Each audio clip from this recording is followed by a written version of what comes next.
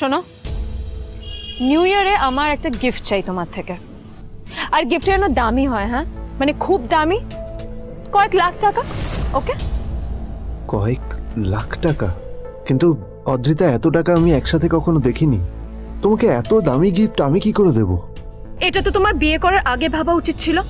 একজন পুরুষ মানুষ হয়ে নিজের স্ত্রীর এইটুকু ইচ্ছা তুমি পূরণ করতে পারবে না? স্ত্রীর এই কথাগুলো নীলকে আহত করে। নিঃশব্দে ওখান থেকে চলে যায় নীল।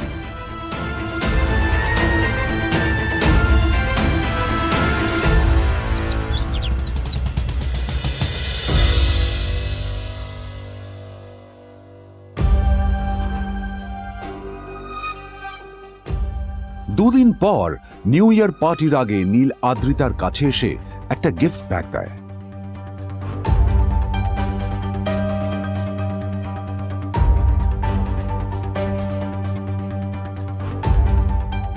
আদ্রিতা মুখ বেজার করে বাক্সটা খুলল, তবে তারপর বাক্সের ভেতরে গিফটটা দেখতেই ও চমকে গেল।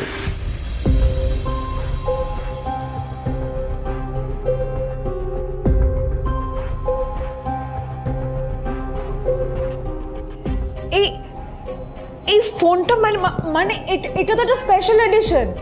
এটার দাম তো 3 কোটি টাকা। তুমি এটা পেলে কোথা থেকে? আসলে আসলে এটা অরিজিনাল নয়। আমি ওই ফোনটারই একটা কপি এনেছি।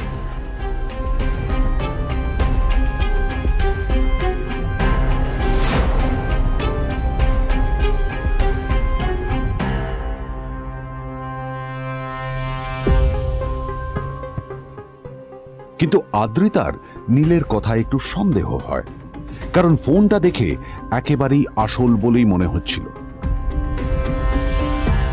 পরের দিনই আদ্রিতা ওই কোম্পানির শোরুমে গেল। এই ফোনটা একটু দেখুন না প্লিজ।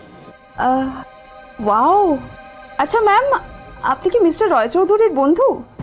কে মিস্টার রয় চৌধুরী? ও, আপনি কি ওই রয় চৌধুরী গ্রুপ অফ ইন্ডাস্ট্রিজের মালিকের কথা বলছেন? হ্যাঁ। না না, আমি ওনাকে চিনি না। আমি কেন, আমার মনে হয় কেউই ওনাকে চেনে না। বড় বড় মানুষেরাই ওনা দেখা পান না। আমিও কোনোদিন ওনাকে দেখিনি। কিন্তু সাডেনলি আপনি এই প্রশ্নটা করলেন কেন? অ্যাকচুয়ালি ম্যাম, আপনার হাতের এই ফোনটা আসলে এটা ফোনের স্পেশাল এডিশন। এই কাটিং, এই ডিজাইন, এই লোগো, এটা জাল করা ইজ নেক্সট টু ইম্পসিবল। আর গোটা ভারতে বিক্রি হওয়া এই ফোনের সেকেন্ড পিস এটা, যেটা মিস্টার রয় চৌধুরী কিনেছিলেন। সেজন্যই জিজ্ঞেস করছি ম্যাম, আপনি এই ফোনটা কোথা থেকে পেলেন?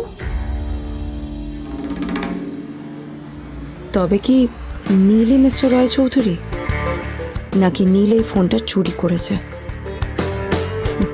বেকার নীলের কাছে কোটি টাকার ফোন কোথা থেকে এলো? নীলের সত্যিটা তাহলে কি? আর ও যদি সত্যি বড়লোক হয়ে থাকে, তবে ও নিজের শ্বশুর বাড়িতে খরচামাই হয়েই বা থাকে কেন?